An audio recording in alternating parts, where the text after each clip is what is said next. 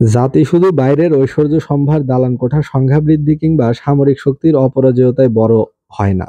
বড় হয় অন্তরের শক্তিতে, নৈতিক চেতনায় আর জীবন পণ করে অন্যায়ের বিরুদ্ধে দাঁড়ানোর ক্ষমতায়।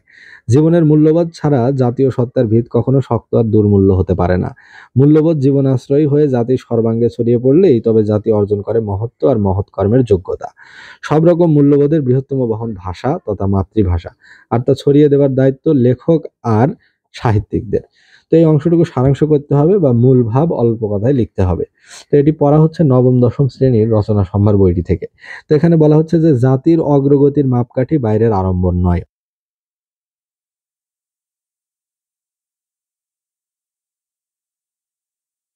চেতনায়। জাতির ভিত্তিকে দৃঢ় করতে হলে এই মূল্যবোধের প্রসার দরকার। মাতৃভাষার মাধ্যমে সর্বত্র তা সঞ্চারিত করার দায়িত্ব লেখকদের। অর্থাৎ মূল কথা হলো জাতির অগ্রগতি বাইরের চাকচিক্য, জৌলুস বা বিলাসিতার মধ্যে নিহিত নয়। এটি রয়েছে ভিতরে। ভিতরে মানে কি? এটি রয়েছে চেতনায়, এটি রয়েছে আদর্শে, এটি রয়েছে অন্যায়ের বিরুদ্ধে আপোষহীনতায়, এটি রয়েছে নৈতিক চেতনায়, এটি রয়েছে মূল্যবোধে। তাই জাতিকে দৃঢ় করতে হলে মূল্যবোধের প্রসার ঘটানো দরকার।